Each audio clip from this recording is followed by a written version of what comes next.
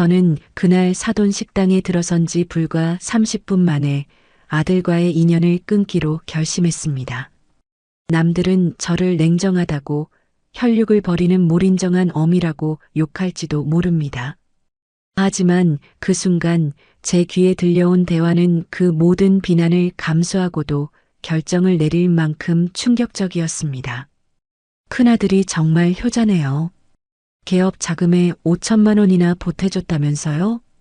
그 한마디가 귀에 꽂히는 순간 제 등골이 얼어붙는 듯 서늘해지고 제 심장은 미친 듯이 뛰기 시작했습니다. 40년 넘게 시장 바닥에서 손가락이 갈라져가며 모은 소중한 돈이 제가 모르는 사이에 이렇게 쓰이고 있었던 겁니다. 이야기 시작 전 무료로 하실 수 있는 구독과 좋아요 부탁드립니다. 어디에서 듣고 계신지 댓글로 남겨주시면 반갑게 인사드릴게요. 찬바람이 스며드는 골목길을 걸어 재래시장으로 향했어요. 가로등 불빛 아래로 제 그림자가 길게 늘어져 따라오고 발걸음 소리만이 적막한 새벽을 깨웠습니다.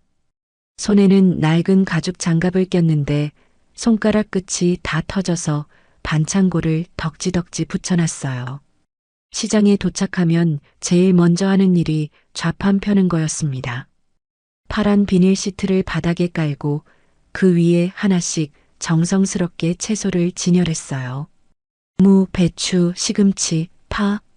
하나하나 다듬고 씻어서 가져온 것들이죠. 겨울이면 손이 꽁꽁 얼어서 물건을 짚기도 힘들었지만 그래도 멈출 수는 없었습니다. 어머니, 오늘도 일찍 나오셨네요. 옆 좌판 김씨 아주머니가 인사를 건넸어요. 그러게 말이에요. 나이 먹으니까 더 일찍 깨더라고요. 매일 아침 나누는 짧은 대화였지만 이런 것들이 하루를 시작하는 작은 위안이 되었습니다. 손님들이 하나둘 나타나기 시작하면서 하루가 본격적으로 시작되었어요. 아침 장을 보러 나온 아주머니들, 출근 전에 급하게 들르는 회사원들, 식당 사장님들까지 각자의 사연을 안고 제 좌판 앞을 지나갔습니다. 이 무 얼마예요? 3,000원인데 어머님한테는 2,500원에 드릴게요. 대신 이 파도 조금 가져가세요. 언제부터였을까요? 정가보다 조금씩 깎아주고 덤으로 이것저것 얹어주는 게 습관이 되었어요. 손님들이 고마워하는 표정을 볼 때면 비록 남는 건 줄어들었지만 마음만큼은 따뜻해졌습니다. 특히 단골 손님 박할머니는 매주 화요일마다 찾아오셨어요. 혼자 사시면서 많이 사가실 수도 없는데 항상 정성스럽게 골라주시라고 부탁하셨죠. 우리 며느리가 나물 무치는 걸 좋아해서요.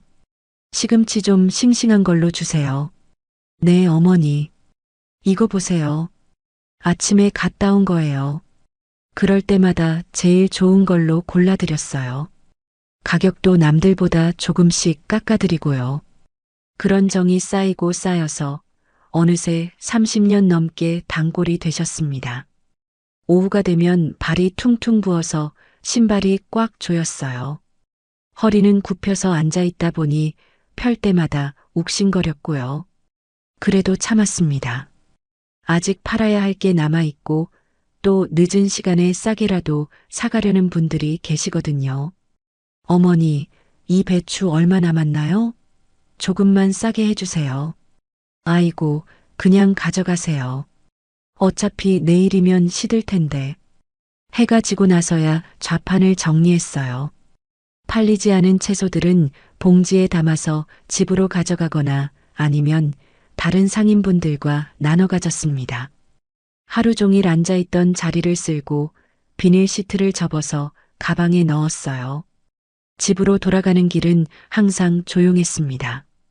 낮에 그렇게 붐비던 시장이 고요해지고 가로등만이 외로운 밤을 밝히고 있었어요. 발은 아팠지만 마음 한편으로는 뿌듯함이 있었습니다. 또 하루를 버텨냈다는, 그리고 조금이나마 돈을 벌었다는 안도감이요. 집에 도착하면 제일 먼저 하는 일이 발 담그는 거였어요. 뜨거운 물에 발을 담그고 앉아서 하루 벌어들인 돈을 세어봤습니다. 지폐를 펼쳐놓고 동전까지 하나하나 세는 그 시간이 사실 하루 중 가장 소중한 순간이었어요. 오늘은 8만 원 나왔네. 많지는 않은 돈이었지만 그래도 제 손으로 번 소중한 돈이었습니다. 그 중에서 생활비를 빼고 아이들 용돈 빼고 그래도 조금씩 남는 돈이 있을 때면 낡은 과자통에 넣어뒀어요. 과자통은 옷장 깊숙한 곳에 숨겨뒀는데 거기에는 1만 원짜리 지폐들이 차곡차곡 쌓여 있었습니다. 처음에는 몇 장 안 되던 게 몇 년이 지나니까 두툼해졌어요. 때로는 급한 일이 생겨서 빼내기도 했지만 그래도 꾸준히 모았습니다. 아이들이 대학을 다닐 때가 제일 힘들었어요. 등록금에 생활비에 책값까지 한 달에 들어가는 돈이 제가 버는 돈보다 많을 때도 있었습니다. 그럴 때면 과자통을 뒤져서 모아둔 돈을 꺼내야 했죠. 애들 대학만 졸업하면 돼. 그러면 나도 좀 살 수 있을 거야. 그런 생각으로 버텼어요. 먹고 싶은 것도 참고 입고 싶은 옷도 참으면서 아이들 뒷바라지에만 매달렸습니다. 제 허리는 점점 더 굽어졌고 손은 더 거칠어졌지만 그래도 괜찮다고 생각했어요. 드디어 큰애가 취직을 하고 작은애도 졸업을 했을 때는 정말 기뻤습니다. 이제 좀 살 수 있겠다 싶었어요. 그때부터는 본격적으로 제 미래를 위해 돈을 모으기 시작했어요. 매일매일 모은 돈 중에서 조금씩이라도 떼어 놓았습니다. 비가 와서 손님이 적어도 추워서 몸이 아파도 그래도 꾸준히 모았어요. 목표가 생겼거든요. 바로 내 이름으로 된 집 한 채를 마련하는 것이었습니다. 월세 살면서 평생 남의 집에서 눈치 보고 살 순 없어. 작은 데라도 내 집이 있어야지. 그런 마음으로 더욱 절약했어요. 겨울에도 보일러를 아껴 쓰고 옷도 몇 년씩 입고 외식은 꿈도 꾸지 않았습니다. 과자통이 터질 것 같으면 은행에 가서 저축을 했고 또 새로 모으기 시작했어요. 몇 년이 지나니까 통장 잔고가 제법 늘어나 있었습니다. 1천만 원, 2천만 원, 3천만 원. 숫자가 늘어날 때마다 마음이 설렜어요. 이제 정말 내 집을 가질 수 있겠다는 희망이 보였거든요. 부동산에 발품을 팔기 시작한 건 5천만 원이 모였을 때였어요. 시장에서 가까운 곳에 작은 아파트들을 둘러봤습니다. 25평짜리 낡은 아파트가 눈에 들어왔어요. 가격은 1억 2천만 원, 제가 모은 돈으로는 부족했지만 꾸준히 모으면 될 것 같았어요. 그로부터 다시 5년이 더 걸렸습니다. 하루도 빠짐없이 시장에 나가고 한 푼이라도 더 모으려고 애썼어요. 몸이 아파도 참고 비가 와도 나갔습니다. 그렇게 모은 돈이 1억 원을 넘어섰을 때는 정말 기뻤어요. 마침 그 25평 아파트 가격이 조금 내려갔다는 소식을 들었습니다. 1억 원에 살 수 있다고 하더라고요. 망설임 없이 계약했어요. 평생 처음으로 제 이름으로 된 집이 생기는 순간이었습니다. 계약서에 제 이름을 적을 때 손이 떨렸어요. 40년 넘게 시장 바닥에서 굴은 제가 드디어 집주인이 되는 거였습니다. 그날 밤은 잠이 안 와서 계약서를 몇 번이고 들여다봤어요. 이제 정말 내 집이 생겼구나. 입주하던 날을 지금도 생생히 기억해요. 비록 오래된 아파트였지만 제게는 궁전 같았습니다. 현관문을 열 때마다 내 집이라는 생각에 가슴이 뿌듯했어요. 집을 마련한 후에도 시장 나가는 걸 멈추지 않았습니다. 이제는 노후 준비를 해야 했거든요. 언젠가는 몸이 아파서 일을 못할 날이 올 테고 그때를 위해 미리 준비해야 한다고 생각했어요. 다시 과자통에 돈을 모으기 시작했습니다. 이번엔 목표가 5천만 원이었어요. 병원비나 생활비로 쓸 돈 말이에요. 집은 있으니까 마음이 한결 편했지만 그래도 현금은 있어야 한다고 생각했거든요. 몇 년이 더 지나서 드디어 그 목표를 달성했습니다. 통장에 5천만 원이라는 숫자를 봤을 때의 그 감격을 지금도 잊을 수 없어요. 25평 아파트와 5천만 원의 현금. 이것이 제가 40년 넘게 허리 굽혀가며 이룬 전부였습니다. 그날 밤 통장을 손에 들고 눈물이 났어요. 기쁜 눈물이었죠. 이제 정말 든든한 노후 준비가 끝났다는 안도감의 말이에요. 혹시라도 몸이 아프면 이 돈으로 치료받을 수 있고 집도 있으니까 걱정 없다고 생각했어요. 이제 좀 살만하네. 애들한테도 짐 안 되고 그런 마음으로 잠이 들었습니다. 하지만 그때의 저는 몰랐어요. 제가 그렇게 소중히 여기고 그렇게 힘들게 모은 5천만 원이 몇 달 후에는 완전히 다른 운명을 맞게 될 거라는 것을요. 그리고 제가 평생 꿈꾸던 안온한 노후가 한순간에 무너질 거라는 것도 말입니다. 그날은 평소와 다를 것 없는 화요일이었어요. 새벽부터 시장에 나가서 하루 종일 장사를 하고 저녁 무렵에 집으로 돌아왔습니다. 발을 뜨거운 물에 담그고 있는데 현관문에서 벨소리가 들렸어요. 누구지? 시계를 보니 저녁 7시가 넘어 있었습니다. 이 시간에 찾아올 사람이 있나 싶어서 문을 열어봤더니 아들이 서 있었어요. 얼굴이 심상치 않더라고요. 평소보다 훨씬 어두웠고 뭔가 초조해 보였습니다. 민수야, 갑자기 웬일이야? 들어와. 네, 엄마. 아들이 현관에서 신발을 벗으면서 한숨을 크게 쉬었어요. 그 모습을 보니 뭔가 일이 있구나 싶었습니다. 거실로 안내하면서 물을 한 잔 따라줬어요. 밥은 먹었어? 엄마가 뭐라도 해줄까? 아니에요, 먹었어요. 아들은 소파에 앉아서 계속 한숨만 쉬었습니다. 평소 같으면 농담도 하고 이런저런 얘기를 나누는데 오늘은 분위기가 이상했어요. 뭔가 말하고 싶지만 망설이는 것 같았습니다. 저도 아들 옆에 앉아서 기다렸어요. 급하게 재촉하면 더 말하기 힘들어할 것 같았거든요.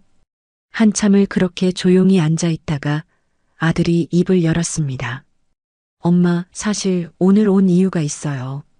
그래, 뭔데? 아들의 목소리가 떨리고 있었어요. 평소에 당당하던 모습과는 완전히 달랐습니다. 뭔가 큰 일이 있나 싶어서 제 마음도 조마조마해졌어요. 돈이 급하게 필요해요. 그 순간 제 가슴이 철렁 내려앉았습니다. 아들이 돈 얘기를 꺼낸다는 건 보통 일이 아니라는 뜻이었거든요. 하지만 침착하게 물어봤어요. 얼마나 필요한데?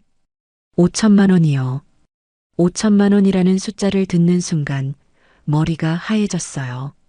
그 돈은 제가 집을 마련한 후에 노후와 병원비를 위해 차곡차곡 모아둔 전 재산이었거든요. 한동안 말이 나오지 않았습니다. 5천만 원이라고? 네. 급하게 필요해요. 다음 달 안에 마련해야 하는데. 아들의 목소리는 점점 작아져 갔어요. 제 표정을 보고 미안하다는 걸 느끼는 것 같았습니다. 하지만 그래도 계속 말을 이어갔어요. 엄마가 아니면 다른 방법이 없어요. 정말 급해서 그러는 거예요. 제 머릿속이 복잡해졌습니다. 5천만 원이면 제가 몇 년에 걸쳐서 한 푼, 두 푼 모은 소중한 돈이었어요. 그 돈이 없으면 나중에 몸이 아플 때 어떻게 하나, 생활은 어떻게 하나 하는 걱정이 밀려왔습니다. 그런데 한편으로는 내 아들이 이렇게 힘들어하는데 도와주지 않을 수도 없다는 생각이 들었어요. 지금까지 키우면서 한 번도 이런 부탁을 한 적이 없었거든요. 무슨 일인데 그렇게 큰 돈이 급하게 필요해? 그게 사업 때문에 그래요. 갑자기 자금이 필요한 상황이 생겼어요. 아들은 자세한 설명을 피하려고 했습니다. 그냥 사업 때문이라고만 하고 구체적으로 뭔지는 말하지 않았어요. 뭔가 숨기는 게 있는 것 같았지만 더 캐묻기는 어려웠습니다. 엄마, 저도 이런 부탁하기 정말 싫어요. 하지만 다른 방법이 없어서 아들의 눈에 눈물이 맺혔어요. 그 모습을 보니 마음이 더 복잡해졌습니다. 내 자식이 이렇게 힘들어하는데 엄마로서 외면할 수는 없었거든요. 하지만 5천만 원이라는 돈이 제게 얼마나 소중한지도 아들은 알아야 했어요. 그래서 조심스럽게 말해봤습니다. 민수야, 엄마가 그 돈을 모으는 게 얼마나 힘들었는지 알지? 몇 년 동안 하루도 쉬지 않고 모은 거야. 네, 알아요. 정말 죄송해요. 그리고 엄마도 이제 나이가 들어서 언제 몸이 안 좋아질지 모르거든. 그때를 위해서 모아둔 돈이야. 아들은 고개를 숙이고 있었어요. 제 말이 맞다는 걸 알면서도 그래도 도움이 필요하다는 표정이었습니다. 한참 동안 둘 다 말이 없었어요. 언제까지 필요한 거야? 다음 달 말까지요. 그리고 언제 갚을 수 있어? 최대한 빨리 갚을게요. 1년 안에는 꼭. 1년이라는 말을 들으니 더 걱정이 되었어요. 1년 동안 그 돈 없이 지내야 한다는 뜻이었거든요. 만약에 그 사이에 제가 아프기라도 하면 어떻게 하나 싶었습니다. 그런데 아들의 표정을 보니 정말 절박해 보였어요. 평생 저한테 이런 부탁을 한 적이 없는 아이가 이렇게까지 말하는 걸 보면 정말 급한 모양이었습니다. 하루만 생각해 볼게. 내일 답을 줄 테니까. 네, 감사합니다. 아들이 돌아간 후 저는 밤새도록 잠을 이룰 수 없었어요. 침대에 누워서 천장만 바라보며 고민했습니다. 5천만 원을 빌려주면 제 노후 준비는 어떻게 되는 건지, 그런데 내 아들이 힘들다는데 어떻게 외면할 수 있는지, 새벽 3시가 넘어서야 결론을 내렸어요. 아무리 생각해도 내 자식을 도와주지 않을 수는 없었습니다. 비록 제 노후 준비금이었지만 아들이 정말 급하다고 하는데 어떻게 거절할 수 있겠어요. 그래, 아파트도 있으니까 이 돈 정도야. 그렇게 스스로를 위로하면서 마음을 정했습니다. 다음 날 아침 아들에게 전화를 걸었어요. 민수야, 엄마야. 네, 엄마. 그 돈 빌려줄게. 전화 너머로 아들이 안도의 한숨을 쉬는 소리가 들렸어요. 그리고 감사하다는 말을 몇 번이고 반복했습니다. 정말 감사해요, 엄마. 꼭 갚을게요. 그래, 대신 정말 필요한 일에만 써야 해. 알았지? 네, 물론이에요. 그날 오후 아들이 며느리와 함께 집으로 왔어요. 둘 다 고마워하는 기색이 역력했지만 뭔가 어색한 분위기였습니다. 며느리는 인사만 하고 거의 말을 하지 않았어요. 은행에 가서 5천만 원을 현금으로 찾았습니다. 새로 받은 50만 원권 지폐 100장이 가방에 들어 있었어요. 그 무게가 제 마음만큼이나 무겁게 느껴졌습니다. 집으로 돌아와서 아들에게 돈을 건네주는 순간 손이 떨렸어요. 몇 년 동안 한 푼, 두 푼 모은 소중한 돈이 한순간에 제 손을 떠나는 거였습니다. 엄마, 정말 고마워요. 아들이 돈을 받아들면서 고개를 숙였어요. 하지만 뭔가 급하다는 듯이 금세 일어서려고 했습니다. 그렇게 급해? 네, 오늘 안에 처리해야 할 일이 있어서요. 며느리도 계속 시계를 보면서 초조해하고 있었어요. 그 모습을 보니 마음 한구석이 서늘해졌습니다. 고맙다는 말도 제대로 하지 않고 그렇게 서둘러 가는 게 이해가 안 되었거든요. 그래도 차라도 한잔하고 가지. 다음에 할게요. 오늘은 정말 급해서. 결국 아들 내외는 10분도 안 되어서 집을 나갔어요. 5천만 원이라는 큰 돈을 받고도 그렇게 서둘러 가는 모습이 어딘가 이상했습니다. 저녁을 먹다가 문득 통장을 확인해 보고 싶어졌어요. 잔고가 거의 0원에 가까워진 통장을 보니 갑자기 현실감이 밀려왔습니다. 몇 년 동안 뿌듯하게 바라보던 그 숫자가 사라진 거예요. 정말 잘한 일인가? 그런 생각이 머릿속을 맴돌았습니다. 아들을 도와준 건 맞지만 왠지 모르게 마음이 편하지 않았어요. 뭔가 중요한 걸 놓치고 있는 것 같은 느낌이었습니다. 밤이 되어서도 잠이 오지 않았어요. 침대에 누워서 계속 생각했습니다. 아들이 그 돈을 정말 좋은 일에 쓸까? 1년 안에 정말 갚을 수 있을까? 그런 걱정들이 꼬리에 꼬리를 물고 이어졌어요. 특히 며느리의 표정이 계속 신경 쓰였습니다. 고마워한다기보다는 당연하다는 듯한 표정이었거든요. 그리고 아들도 예전 같지 않았어요. 뭔가 숨기는 게 있는 것 같았습니다. 괜한 걱정일 거야. 내 아들인데. 그렇게 스스로를 달래려고 했지만 마음 한구석의 불안감은 쉽게 가시지 않았어요. 그리고 며칠 후 그 불안감이 현실이 될 줄은 그때는 꿈에도 몰랐습니다. 아들에게 5천만 원을 빌려준 지 한 달이 지났어요. 그동안 아들은 한 번도 안부 전화를 하지 않았습니다.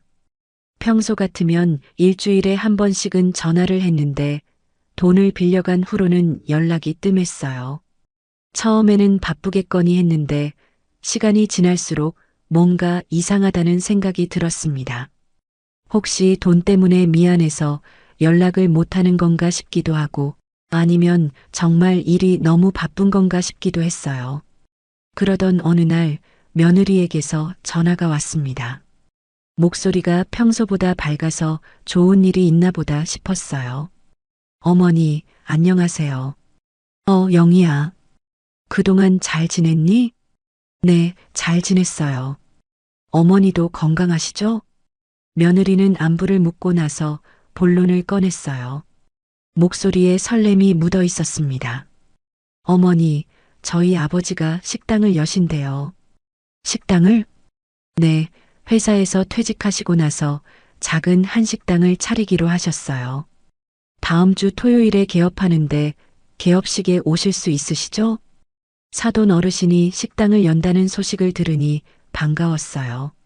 정년 퇴직 후에 뭔가 새로운 일을 시작한다는 게 부러웠거든요. 저도 언젠가는 시장 일을 그만두고 뭔가 다른 걸 해보고 싶다는 생각을 한 적이 있었으니까요. 그래, 좋은 일이네. 어디에 내셨어? 저희 집 근처 상가예요. 자리도 좋고 임대료도 적당해서 아버지가 마음에 들어 하세요. 며느리는 신이 나서 이런저런 얘기를 했어요.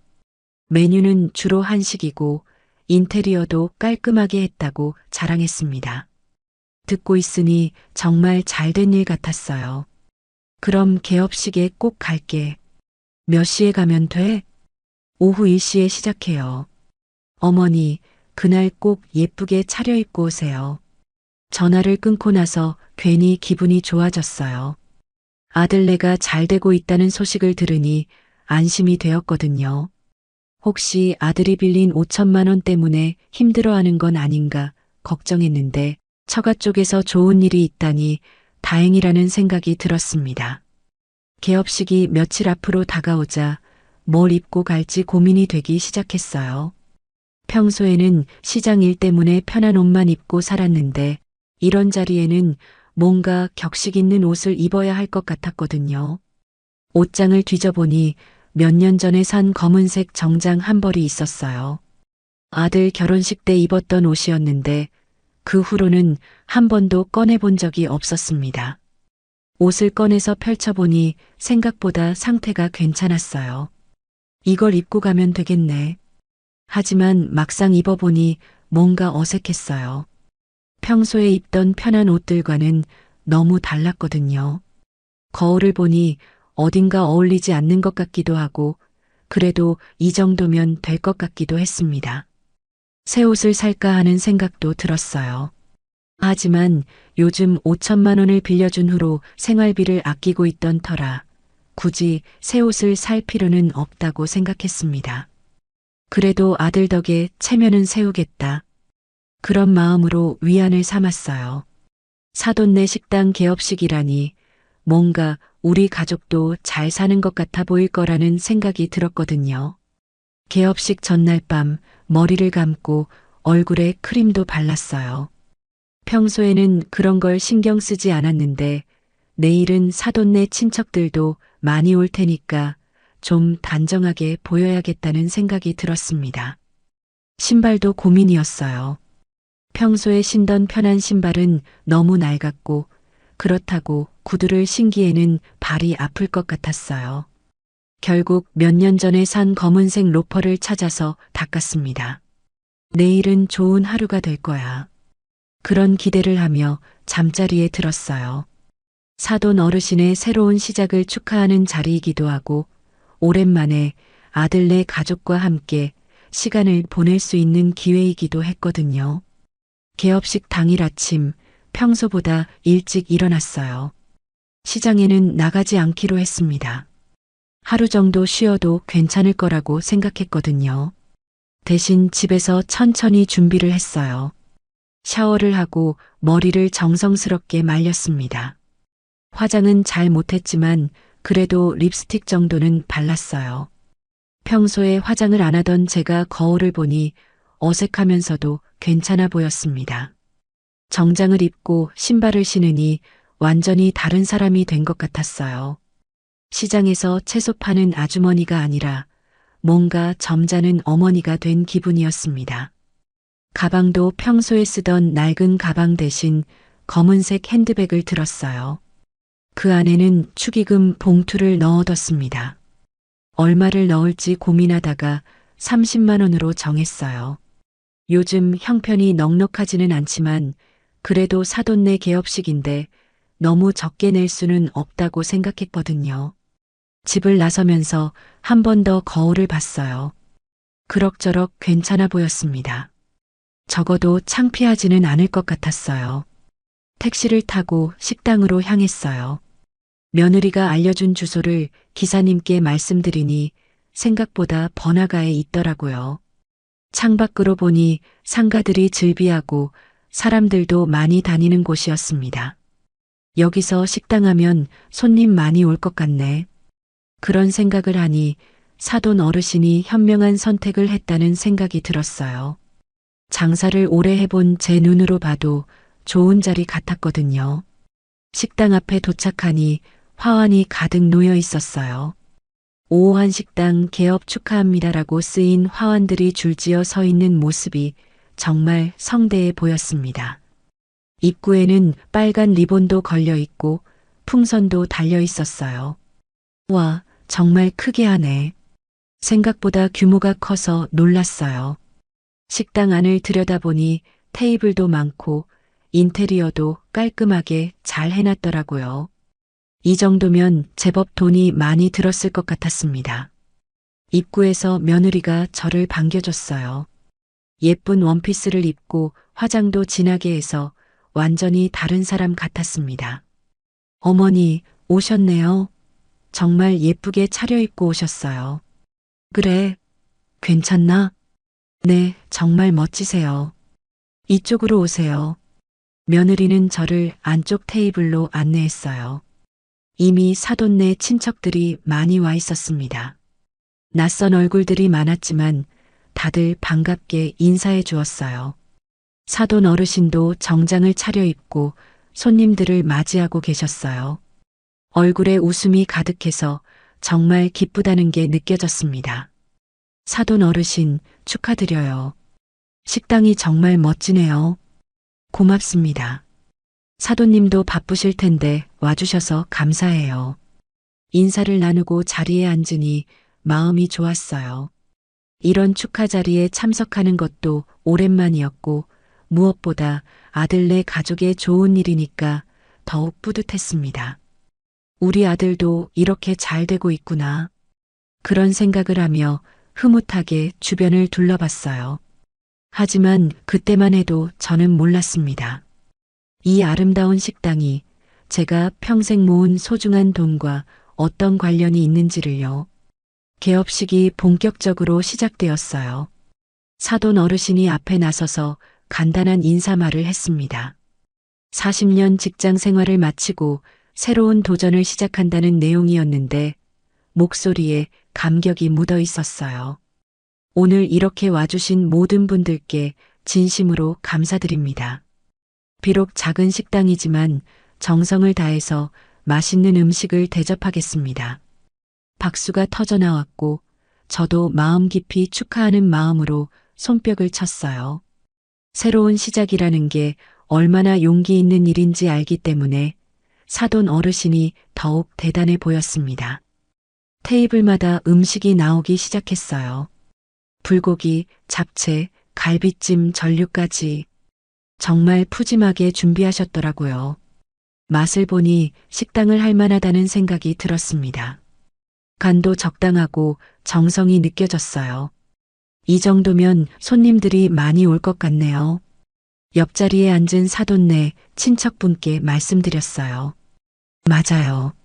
아버님이 원래 요리에 소질이 있으셨거든요.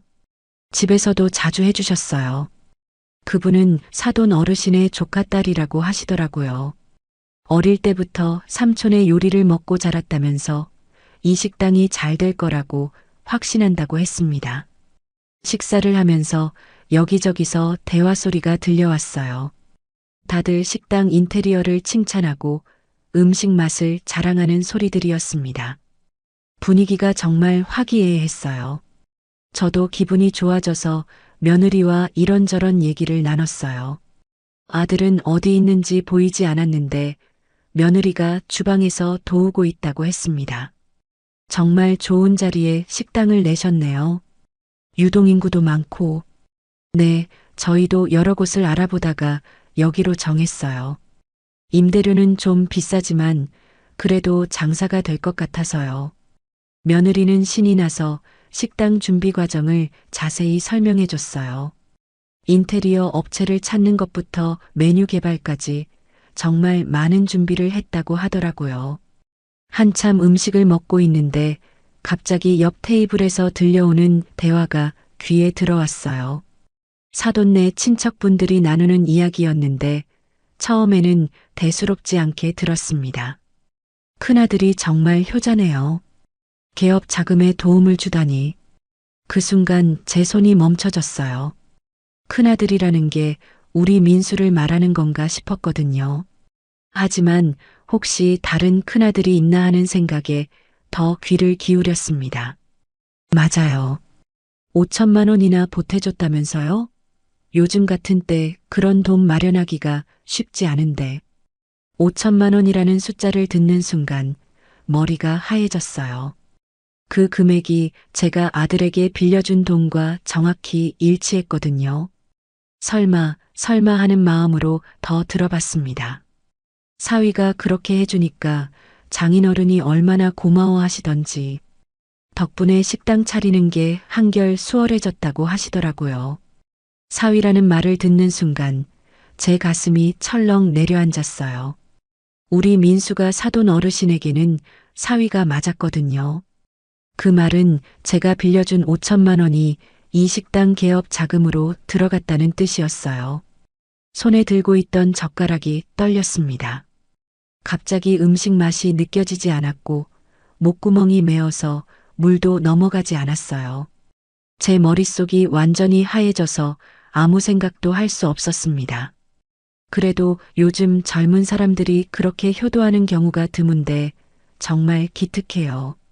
맞아요.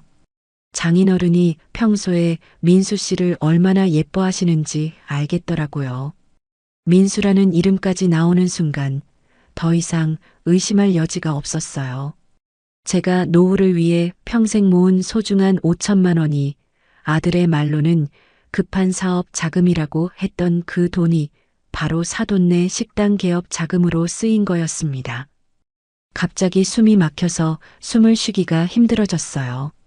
손에 들고 있던 축하 화환 봉투가 떨어질 뻔해서 황급히 붙잡았습니다. 주변 사람들은 아무것도 모르고 계속 즐겁게 식사를 하고 있었지만 저는 그 순간 세상이 무너지는 것 같았어요. 왜 거짓말을 했을까? 그 생각이 머릿속을 맴돌았습니다. 아들이 왜 사업 자금이라고 거짓말을 했는지, 왜 처가를 도와준다는 말을 하지 않았는지 이해할 수 없었어요. 옆에서 며느리가 뭔가 말을 걸었지만 귀에 들어오지 않았습니다. 온 신경이 옆 테이블 대화에만 집중되어 있었거든요. 장인어른이 원래 식당 하고 싶어 하셨는데 자금 때문에 망설이고 계셨거든요. 그런데 사위가 도와주겠다고 하니까 얼마나 기뻐하셨는지 몰라요. 정말 좋은 사위를 두셨네요. 요즘 같은 세상에 그런 마음 갖기가 쉽지 않은데 계속 들리는 칭찬 소리가 오히려 더 괴로웠어요. 사람들은 우리 아들을 효자라고 좋은 사위라고 칭찬하고 있었는데 정작 저는 속고 있었던 거였거든요. 얼굴이 달아올라서 견딜 수가 없었어요. 축하하러 온 자리에서 이런 감정을 느끼고 있는 제 자신이 초라해졌습니다. 음식도 더 이상 목구멍으로 넘어가지 않았어요. 화장실에 가서 찬물로 얼굴을 식혔어요. 거울을 보니 얼굴이 새하얗게 질려 있었습니다. 심호흡을 몇 번 하면서 마음을 진정시키려고 했지만 쉽게 되지 않았어요. 진정해, 진정해. 일단 확인부터 해보자. 혹시 제가 잘못 들었을 수도 있다는 생각에 다시 자리로 돌아갔어요. 하지만 식당을 둘러보니 더욱 확신이 들었습니다. 이 정도 규모의 식당을 차리려면 정말 많은 돈이 필요할 텐데 그중 일부가 제 돈이었던 거예요. 며느리가 걱정스러운 표정으로 저를 봤어요. 어머니, 괜찮으세요? 얼굴이 안 좋아 보이는데요. 아니야, 괜찮아. 좀 더운 것 같아서 거짓말을 할 수밖에 없었어요. 이런 축하 자리에서 제가 알게 된 사실을 드러낼 수는 없었거든요. 하지만 속으로는 분노가 치밀어 올랐습니다. 아들이 주방에서 나와서 인사를 하러 다니는 모습이 보였어요. 사람들에게 고개 숙여 인사하고 감사하다는 말을 하는 모습이 평소와 다르지 않았습니다. 하지만 제 눈에는 그 모든 게 가식으로 보였어요. 내가 고생해서 모은 돈으로 이런 일을 하고 있었구나. 그 생각을 하니 가슴이 답답해져서 견딜 수가 없었어요. 40년 넘게 새벽부터 밤까지 일해서 모은 소중한 돈이 제가 모르는 사이에 이렇게 쓰이고 있었던 거였습니다. 개업식은 계속 진행되었고 사람들은 여전히 즐거워하고 있었어요. 하지만 저에게는 그 모든 것이 고통이었습니다. 축하해야 할 일인데 마음 한구석이 얼어붙어 있었거든요. 이제 아들과 진지한 대화를 나눠야겠다는 생각이 들었어요. 왜 거짓말을 했는지, 왜 제게 말하지 않고 이런 일을 했는지 따져 물어야겠다고 마음먹었습니다. 하지만 그 순간만큼은 아무것도 모르는 척 해야 했어요. 이 자리를 망칠 수는 없었거든요. 그래서 억지로 미소를 지으며 주변 사람들과 대화를 나눴습니다. 마음속으로는 폭풍이 몰아치고 있었지만 겉으로는 태연한 척 했어요. 하지만 이 일이 끝나면 반드시 아들과 이야기를 나눠야겠다고 다짐했습니다. 개업식이 끝나갈 무렵 사람들이 하나둘 일어나기 시작했어요. 사돈 어르신은 출입구에서 손님들을 배웅하며 감사 인사를 하고 계셨습니다. 저도 일어나려고 했는데 마음속에서 타오르는 분노를 더 이상 참을 수가 없었어요. 아들이 다른 손님들과 인사를 나누고 있는 모습을 보니 평생 제가 알던 그 아이가 아닌 것 같았습니다. 겉으로는 웃고 있지만 그 웃음이 얼마나 가식적으로 보이던지요. 저는 아들이 혼자 있을 때까지 기다렸어요. 다른 사람들 앞에서 이런 얘기를 할 수는 없었거든요. 마침 아들이 식당 한쪽 구석에서 정리를 하고 있을 때 조심스럽게 다가갔습니다. 민수야. 네, 엄마. 무슨 일이세요? 아들은 여전히 환한 웃음을 짓고 있었어요. 하지만 제 표정을 보더니 뭔가 이상하다는 걸 눈치챈 것 같았습니다. 잠깐 얘기 좀 할까? 지금요? 정리할 게 많아서. 잠깐만. 중요한 얘기야. 아들은 망설이다가 손에 들고 있던 접시를 내려놓았어요. 저희는 식당 뒤쪽 조용한 곳으로 이동했습니다. 다른 사람들 눈에 띄지 않는 곳이었어요. 한참 동안 말문이 트이지 않았습니다. 뭐부터 어떻게 말해야 할지 모르겠었거든요. 가슴속에서 분노가 치밀어 올랐지만 그래도 아들이니까 차근차근 얘기해 보려고 했어요.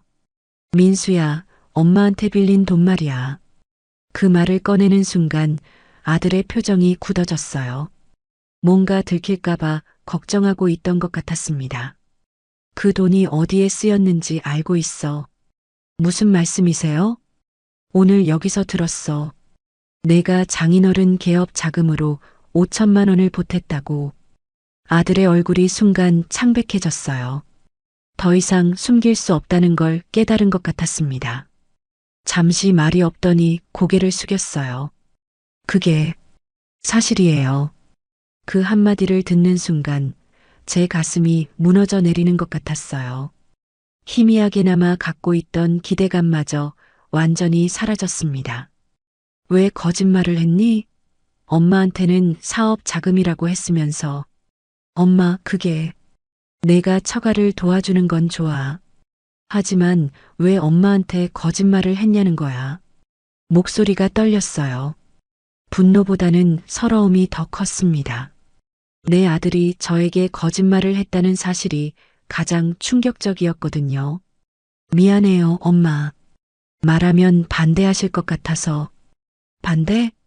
왜 반대를 하겠어? 엄마가 처가 쪽 일에 돈 쓰는 걸 좋아하지 않으시잖아요. 아들의 말에 순간 할 말이 없었어요. 사실 그런 면이 있기는 했거든요. 며느리 집안일에 우리 돈이 들어가는 걸 달가워하지 않았던 건 사실이었어요. 하지만 그렇다고 해서 거짓말을 해도 된다는 건 아니었습니다. 더군다나 제가 평생 모은 소중한 돈을 그렇게 속여서 가져간 건 용서할 수 없었어요. 그래도 거짓말은 하면 안 되는 거 아니야? 엄마가 얼마나 힘들게 모은 돈인지 알잖아. 제 목소리가 점점 커지고 있었어요. 억지로 참고 있던 감정이 터져나오기 시작했습니다. 시장에서 손가락 다 갈라져가며 모은 돈이야.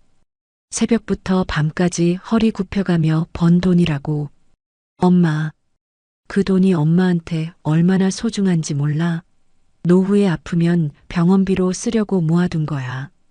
아들은 고개를 숙이고 있었지만 표정을 보니 미안하다는 생각보다는 귀찮다는 기색이 더 많이 보였어요.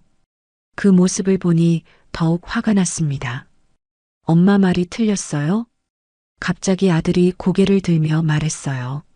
목소리에 짜증이 묻어 있었습니다. 네. 그깟 5천만 원 가지고 왜 그래요? 처가 도울 수도 있는 거 아니에요?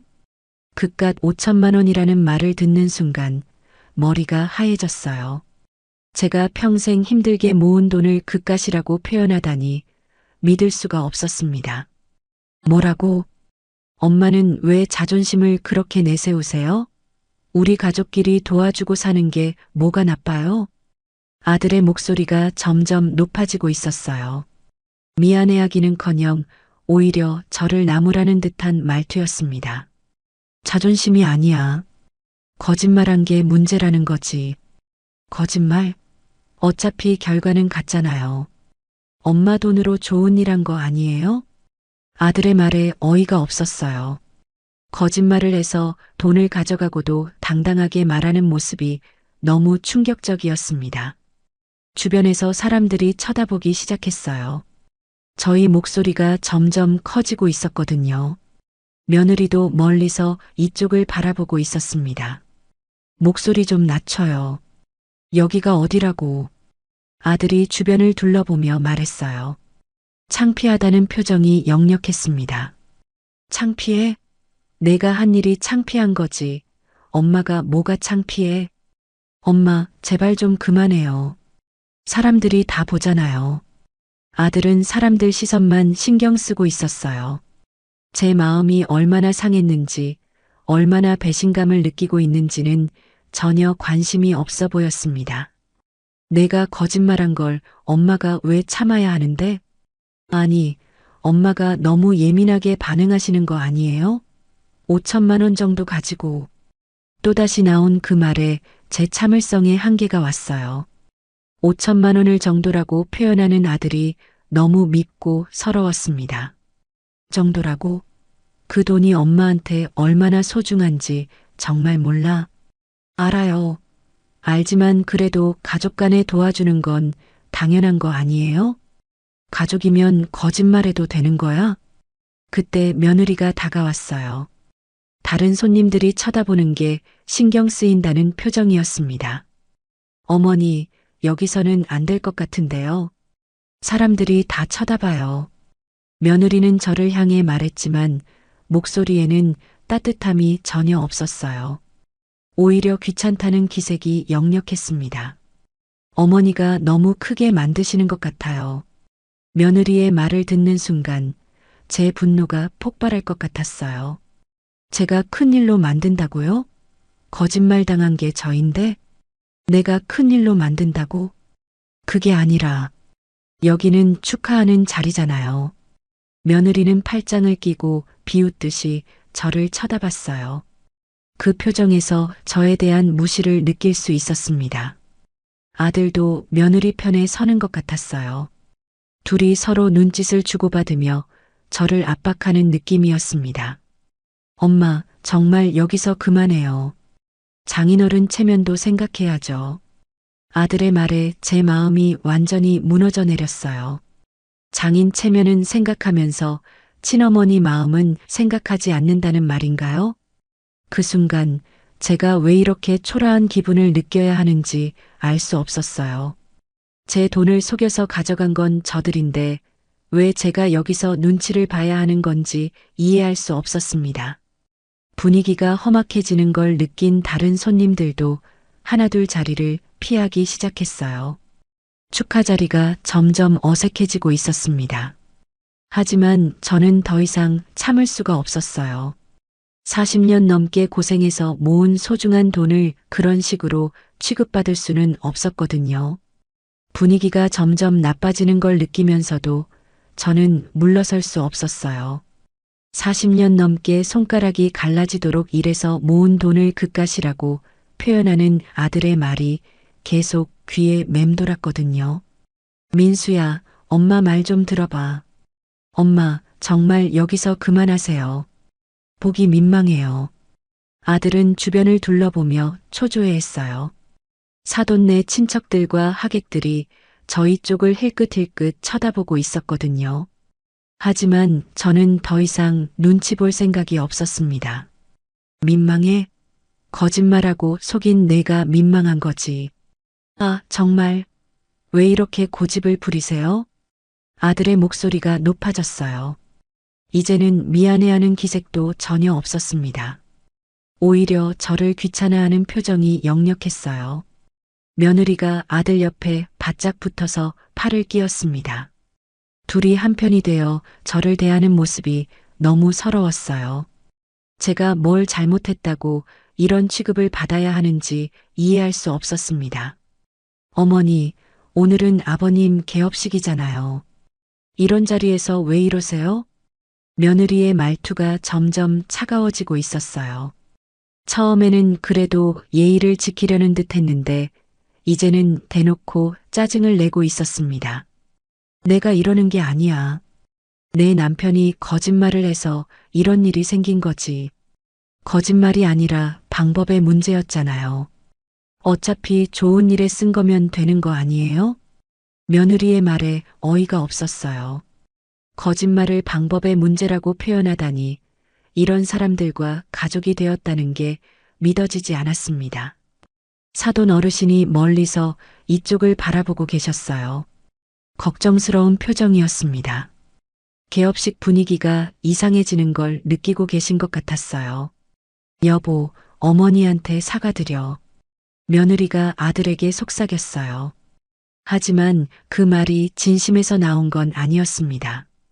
그냥 이 자리를 빨리 정리하고 싶다는 뜻이었어요. 엄마, 미안해요. 이제 그만해요. 아들의 사과도 형식적이었어요. 진심으로 잘못했다고 생각하는 게 아니라 그냥 저를 조용히 시키려는 말이었습니다. 미안하면 끝이야?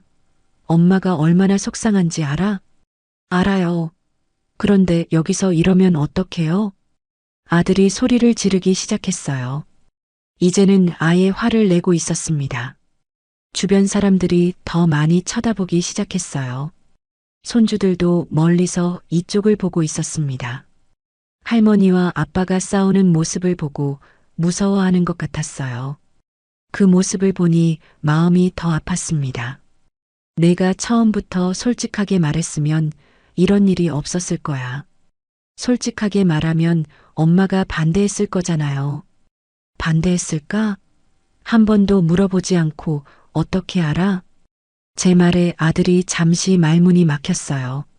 사실 저는 아들이 정말 필요하다고 하면 도와줄 마음이 있었거든요. 하지만 거짓말로 속여서 가져간 건 용서할 수 없었어요. 엄마는 원래 처가 일에 돈 쓰는 거 싫어하시잖아요. 그래도 거짓말하면 안 되는 거지. 엄마를 뭘로 보고 그래? 제 목소리가 떨렸어요. 분노와 서러움이 뒤섞여서 감정 조절이 안 되고 있었습니다. 주변 하객들이 수군거리기 시작했어요. 무슨 일인지 궁금해하면서도 어색해하는 기색이 역력했습니다. 축하 자리가 완전히 어색한 분위기로 바뀌어 버렸어요. 엄마 때문에 창피해요. 갑자기 아들이 큰 소리로 외쳤어요. 그 말을 듣는 순간 제 가슴이 철렁 내려앉았습니다. 엄마 때문에 창피하다고요? 뭐라고?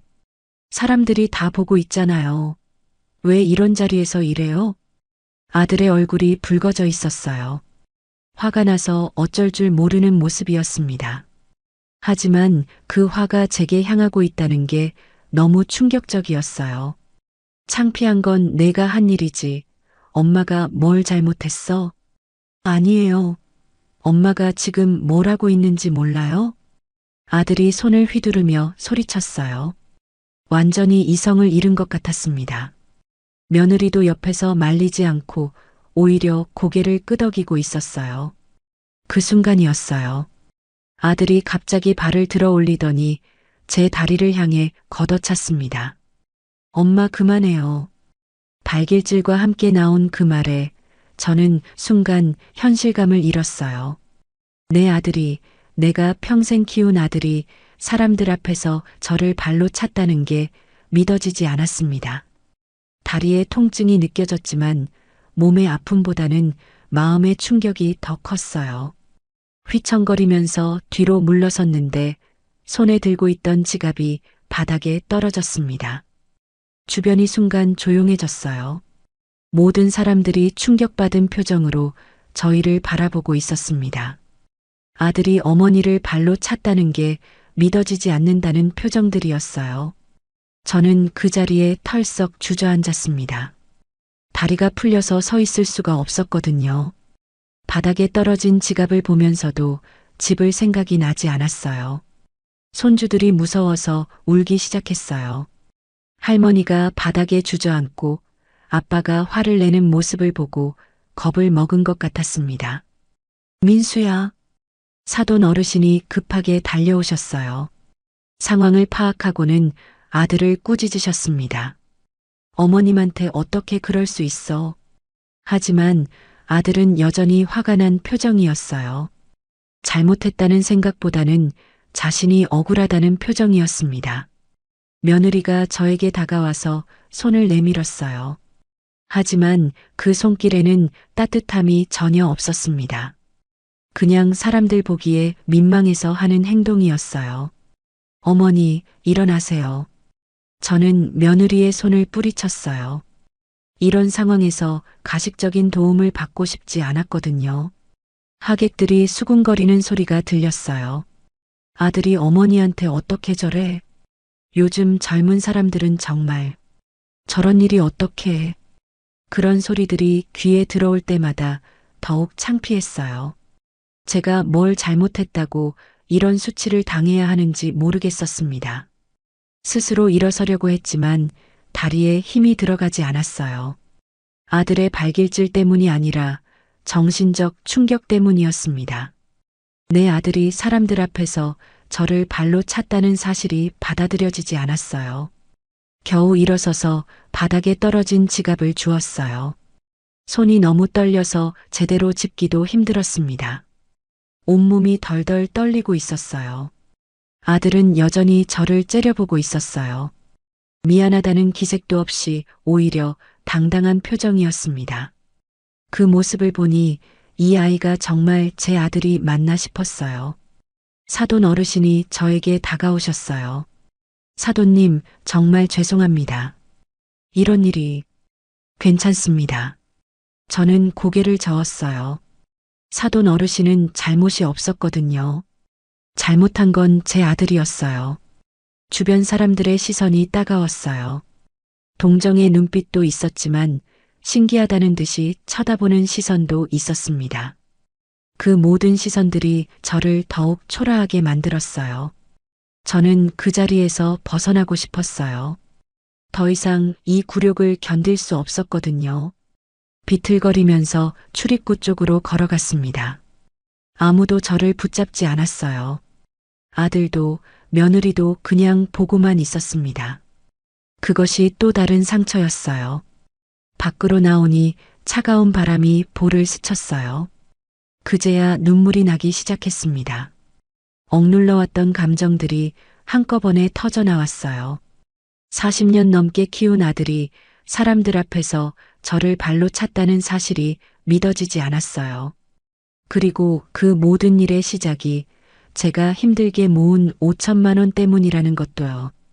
그 순간 저는 결심했어요. 이런 굴욕을 주는 아들과는 더 이상 가족으로 살 수 없다고요. 집으로 돌아가는 길이 그렇게 길게 느껴진 적은 없었어요. 택시 안에서 계속 눈물이 흘러서 기사님이 걱정스럽게 뒤를 돌아보기도 했습니다. 하지만 설명할 수도 없었고 설명하고 싶지도 않았어요. 아직도 다리에서 둔한 통증이 느껴졌어요. 아들이 발로 찬 자리였습니다. 하지만 몸의 아픔보다는 마음의 상처가 훨씬 컸어요. 40년 넘게 키운 아들이 사람들 앞에서 저를 발로 찼다는 사실이 계속 머릿속을 맴돌았습니다. 집에 도착해서 현관문을 열고 들어서는 순간 무너져 내렸어요. 현관 바닥에 주저앉아서 한참을 울었습니다. 억눌러왔던 감정들이 한꺼번에 터져 나왔어요. 내가 뭘 잘못했나? 그런 생각만 계속 들었어요. 내 돈을 거짓말로 속여서 가져간 건 아들인데 왜 제가 창피를 당해야 하는지 이해할 수 없었습니다. 거실로 들어가서 소파에 앉았어요. 평소 같으면 시장에서 돌아와서 발을 담그고 하루를 정리하는 시간이었는데 오늘은 그럴 기분이 아니었습니다. 온몸이 무겁고 머리가 아팠어요. 시계를 보니 저녁 6시가 넘어 있었어요. 개업식이 끝난 지 1시간 정도 지난 시간이었습니다. 아들이 사과 전화라도 할까 싶어서 핸드폰을 확인했지만 아무런 연락이 없었어요. 정말 미안하다는 생각이 없구나. 그 사실이 더욱 서러웠어요. 어머니를 발로 차고도 사과 한마디 없다니 이런 아들을 어떻게 믿고 살아야 하는지 모르겠었습니다. 밤이 깊어갈 때까지 잠이 오지 않았어요. 침대에 누워서 천장만 바라보며 계속 생각했습니다. 오늘 일어난 일들이 꿈이었으면 좋겠다는 생각도 들었지만 다리의 통증이 현실을 계속 일깨워줬어요. 새벽 3시가 넘어서야 깊은 결심이 섰어요. 더 이상 이런 아들과 가족으로 살 수는 없다는 생각이 확고해졌습니다. 거짓말로 돈을 빼앗고 그것을 지적하니까 폭력까지 쓰는 아들이라면 차라리 없는 게 낫다고 생각했어요. 정말 호적에서 파버리고 싶다. 그런 생각이 들었어요. 아무리 내 자식이라도 사람의 도리를 버린 아이와는 인연을 끊고 싶었습니다. 다음 날 아침 잠을 제대로 못 잔 탓에 몸이 무거웠어요. 하지만 시장에는 나가야 했습니다. 하루라도 쉬면 생활이 어려워지거든요. 새벽에 시장으로 향하는 길, 평소보다 발걸음이 무거웠어요. 어제의 일이 계속 떠올라서 집중하기 어려웠습니다. 좌판을 펼치고 채소를 진열하면서도 마음이 어수선했어요. 옆 좌판 김씨 아주머니가 제 얼굴을 보더니 깜짝 놀라셨어요. 어머님, 얼굴이 왜 그래요? 밤새 우셨어요? 아니에요. 그냥 잠을 못 잤어요. 거짓말을 할 수밖에 없었어요. 이런 일을 어떻게 다른 사람에게 말할 수 있겠어요? 혹시 아들 때문에 걱정이라도 있으세요? 어제 시장에 안 나오셔서 궁금했거든요. 김 씨 아주머니는 계속 걱정해 주셨어요. 평소에 제가 아들 자랑을 많이 했었거든요. 하지만 이제는 그런 말을 할 수도 없었습니다. 아들 일로 속상한 일이 있었어요. 뭔 일인데요? 혹시 며느리랑 사이가 안 좋아진 건 아니죠? 김 씨 아주머니는 걱정스러운 표정으로 물어보셨어요. 하지만 자세한 얘기는 할 수 없었습니다. 그냥 좀 실망스러운 일이 있었어요. 하루 종일 장사를 하면서도 마음이 편하지 않았어요. 손님들과 대화를 나누면서도 계속 어제 일이 떠올랐습니다. 특히 아들이 엄마 때문에 창피해요라고 한 말이 계속 귀에 맴돌았어요. 저녁에 집에 돌아와서 아들에게 전화를 걸었어요. 한 번은 직접 말해야겠다는 생각이 들었거든요. 여보세요? 아들의 목소리는 평소와 다르지 않았어요. 어제 일에 대해 미안해하는 기색도 전혀 없었습니다. 민수야, 엄마야. 아, 엄마. 무슨 일이세요? 어제 일 때문에 전화했어. 그 말을 하는 순간 아들이 한숨을 쉬는 소리가 들렸어요. 귀찮다는 표현이었습니다. 엄마, 그 얘기는 그만해요. 다 끝난 일이잖아요. 끝난 일이라고? 내가 엄마를 발로 찬 게 끝난 일이야? 엄마가 너무 시끄럽게 해서 그런 거잖아요. 사람들이 다 쳐다봤다고요. 아들은 여전히 자신이 잘못했다는 생각이 없었어요. 오히려 제가 잘못했다고 생각하고 있었습니다. 시끄럽게 했다고 엄마를 발로 차는 게 맞는 거야? 죄송해요. 하지만 엄마도 좀 이해해 주세요. 형식적인 사과였어요. 진심이 전혀 느껴지지 않았습니다. 이해? 뭘 이해하라는 거야? 장인어른 도와드리고 싶었던 마음 말이에요. 방법이 좀 잘못됐을 뿐이잖아요. 또다시 나온 그 말에 화가 치밀었어요. 거짓말과 폭력을 방법의 문제라고 하다니요. 방법이 잘못된 게 아니야. 내가 거짓말한 거지. 아, 엄마. 왜 자꾸 그런 식으로만 생각하세요? 아들의 목소리가 높아지고 있었어요. 사과는커녕 오히려 저를 비난하고 있었습니다. 그 순간 저는 결심했어요. 이런 아들과는 정말 인연을 끊어야겠다고요. 민수야, 엄마 말 잘 들어. 네. 엄마는 이제 너를 아들로 생각하지 않을 거야. 네. 엄마, 그게 무슨 호적에서 파버릴 거야. 다시는 내 자식이라고 부르지 않겠어. 전화 너머로 아들이 당황하는 소리가 들렸어요. 하지만 저는 확고했습니다. 엄마, 너무 심하신 거 아니에요? 심해? 엄마를 속이고 발로 찬 내가 심한 거지. 그래도 그런 말씀까지 하실 필요는 40년 넘게 키워서 이런 대접 받을 거면 차라리 아들 없는 게 낫겠어. 아들이 한참 말이 없더니 한숨을 크게 쉬었어요. 엄마 마음이 풀릴 때까지 기다릴게요. 그런 말을 남기고 전화를 끊어버렸어요. 마지막까지 진심으로 사과하지 않는 모습에 더욱 실망했습니다. 그날 밤 잠들기 전에 마지막으로 생각했어요. 정말 이런 결정이 맞는 건지 후회하지는 않을지요. 하지만 아들의 태도를 보니 확신이 들었어요. 내 자식이라도 사람의 도리를 버린 건 용서할 수 없어. 그런 마음으로 잠이 들었습니다. 아들 없는 삶이 어떨지는 모르겠지만 적어도 더 이상 배신당하고 상처받지는 않을 거라는 생각에 마음이 편해졌어요. 며느리에게서도 전화가 왔지만 받지 않았어요. 더 이상 그 사람들과 대화하고 싶지 않았습니다. 이제 정말 혼자 살아갈 준비를 해야겠다는 생각이 들었어요. 그리고 마지막으로 한 가지 더 결심했습니다. 제가 평생 모아서 마련한 아파트도 아들에게 물려주지 않겠다고요. 그것만이 제가 할 수 있는 마지막 의사표현이라고 생각했어요. 아들과 인연을 끊겠다고 선언한 지 한 달이 지났어요. 처음 며칠은 정말 힘들었습니다. 40년 넘게 아들 생각하며 살아온 제가 갑자기 혼자가 되었으니까요. 특히 저녁에 집에 혼자 있을 때면 적막감이 견디기 어려웠어요. 하지만 시간이 지나면서 조금씩 달라지기 시작했어요. 아들 걱정을 하지 않아도 되니까 마음이 한결 편해졌습니다. 거짓말 당할 걱정도 또 상처받을 걱정도 없었거든요. 시장에서 만나는 단골 손님들이 제게 큰 위안이 되었어요. 특히 박 할머니는 여전히 매주 화요일마다 찾아오셔서 시금치를 사가셨습니다. 어머님, 요즘 얼굴이 많이 밝아지셨네요. 그래요? 네, 전에는 뭔가 걱정이 많아 보이셨는데 요즘은 편해 보이세요. 박 할머니의 말을 듣고 거울을 보니 정말 그런 것 같았어요. 얼굴에 근심이 줄어든 게 느껴졌습니다. 김씨 아주머니도 제 변화를 눈치채셨어요. 요즘 아들 걱정 안 하셔도 되나 봐요? 훨씬 편해 보이시네요. 네, 이제 아들 걱정은 안 해도 돼요.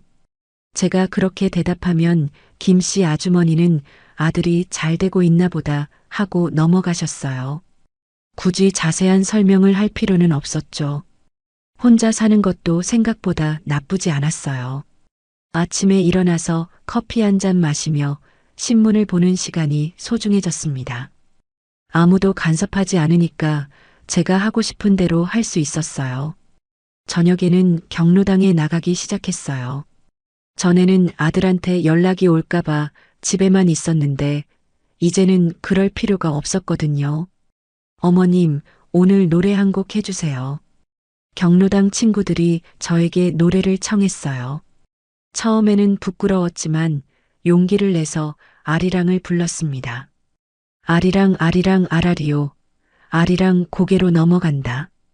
노래를 부르고 있으니 가슴이 시원해졌어요. 오랫동안 억눌러왔던 감정들이 노래를 통해 풀리는 것 같았습니다. 어머님 목소리 정말 좋으시네요. 그럼요, 젊을 때 노래 잘한다고 소문났었어요. 친구들과 함께 웃고 떠드는 시간이 이렇게 즐거운 줄 몰랐어요. 아들 걱정에만 매달려 살 때는 이런 여유가 없었거든요. 시장에서도 변화가 있었어요. 전에는 돈을 아끼느라 손님들에게 덤을 많이 주지 못했는데 이제는 마음 편히 나눠줄 수 있었습니다. 어차피 아들한테 물려줄 돈도 아니니까요. 할머니, 이거 얼마예요?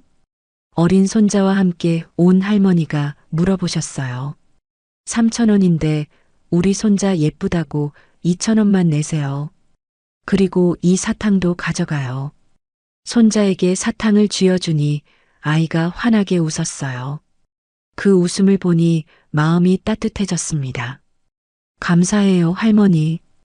아이의 밝은 목소리를 들으니 하루 종일 기분이 좋았어요. 이런 작은 기쁨들이 혼자 사는 삶을 풍요롭게 만들어 주었습니다. 그러던 어느 날 조카 영수가 찾아왔어요. 돌아가신 제 언니의 아들인데 어릴 때부터 제가 많이 예뻐했던 아이였어요. 이제는 40이 넘은 어른이 되었지만요. 고모, 안녕하세요. 어머, 영수야. 언제 왔어? 들어와, 들어와. 영수는 과일을 한 상자 들고 와서 저를 반갑게 맞아줬어요. 오랜만에 만난 가족 같은 사람이어서 정말 기뻤습니다. 고모, 요즘 어떻게 지내세요? 민수는 잘 있고요. 민수 얘기가 나오자 순간 말문이 막혔어요. 어떻게 설명해야 할지 모르겠더라고요. 민수랑은 좀 소원해졌어. 네. 무슨 일이 있으셨어요? 영수가 걱정스러운 표정으로 물어봤어요. 저는 간단하게 상황을 설명했습니다. 돈을 빌려줬는데 거짓말로 밝혀진 일, 그리고 개업식에서 있었던 일까지요. 고모, 그런 일이 있으셨다고요? 민수가 어떻게 그럴 수 있어요? 영수는 정말 놀란 표정이었어요. 어릴 때부터 민수를 형처럼 따랐었거든요. 그래서 인연을 끊었어. 이제 아들 없는 사람이라고 생각하고 살아. 고모, 그래도 혈육인데. 혈육이라고 다 가족은 아니야.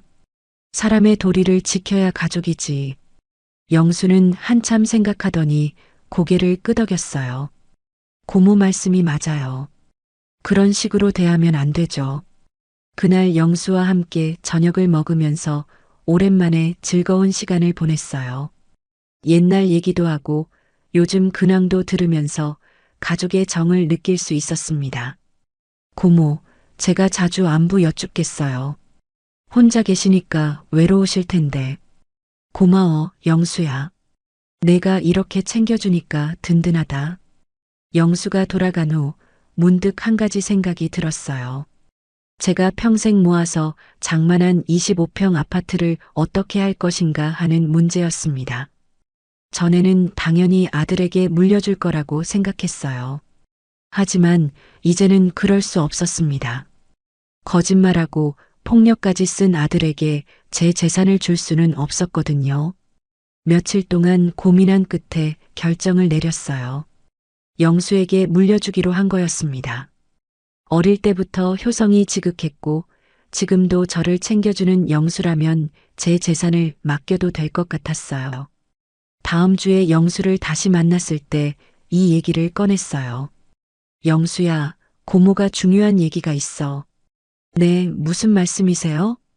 고모 아파트 말인데 나중에 너한테 물려주려고 해. 영수가 깜짝 놀란 표정을 지었어요. 고모, 그런 말씀 마세요. 민수 형이 있잖아요. 민수랑은 인연을 끊었다고 했잖아. 이제 내가 내 가족이야. 하지만 그래도 내 마음이 이미 정해졌어. 내가 싫으면 다른 데 기부할 거야. 영수는 한참을 고민하더니 조심스럽게 대답했어요. 고모 뜻이 그렇다면 감사히 받겠어요. 대신 고모를 잘 모실게요. 그렇게 해서 상속 문제가 정리되었어요. 다음 날 바로 법무사 사무실에 가서 유언장을 작성했습니다. 정말 아드님 대신 조카분께 유언하시는 게 확실하신가요? 법무사도 신중하게 물어봤어요. 이런 경우가 흔하지 않다는 걸 알 수 있었습니다.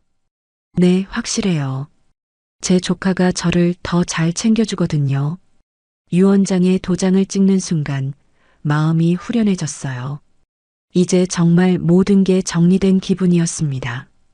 그날 밤 거울을 보니 얼굴이 많이 밝아져 있었어요. 주름은 여전히 있었지만 눈빛이 달라져 있었습니다. 더 이상 누군가 눈치를 보거나 걱정할 필요가 없으니까요. 이제야 내 인생을 사는 것 같네. 그런 생각이 들었어요. 40년 넘게 아들만 생각하며 살았는데 이제는 제 자신을 위해 살 수 있게 되었으니까요. 며칠 후 시장에서 우연히 사돈 어르신을 만났어요. 멀리서 저를 보시더니 조심스럽게 다가오셨습니다. 사돈님, 그동안 어떻게 지내셨어요? 네, 잘 지내고 있어요. 그날 일은 정말 죄송했습니다. 민수가 어머님께 그럴 줄은 몰랐어요. 사돈 어르신은 진심으로 미안해 하시는 것 같았어요. 하지만 저는 담담했습니다. 괜찮아요. 이제 다 지난 일이에요. 혹시 민수랑 화해할 생각은 없으세요? 아니요. 제 결정은 바뀌지 않을 거예요. 사돈 어르신은 안타까운 표정을 지으셨지만 더 이상 말씀드리지 않으셨어요. 제 의지가 확고하다는 걸 아셨나 봅니다. 집으로 돌아가는 길에 문득 생각했어요. 제가 내린 선택이 과연 옳은 것일까 하고요. 하지만 곧 확신이 들었습니다. 자식이라고 해서 부모를 우롱해도 되는 건 아니에요. 거짓말하고 폭력까지 쓴다면 그건 더 이상 가족이 아니죠. 저는 제 존엄을 지킨 거였어요. 그날 밤 경로당 친구들과 함께 저녁을 먹었어요. 다들 제가 밝아진 걸 신기해 하시더라고요. 요즘 정말 젊어지신 것 같아요. 마음이 편해서 그런가 봐요. 좋은 일이 있으셨나 봐요? 네, 아주 좋은 일이 있었어요. 정말 좋은 일이었어요. 제 인생을 되찾은 거니까요. 이제 저는 확신합니다. 자식이 다가 아니에요. 내 삶은 내가 지키는 거고, 내 재산도 내가 결정하는 거죠.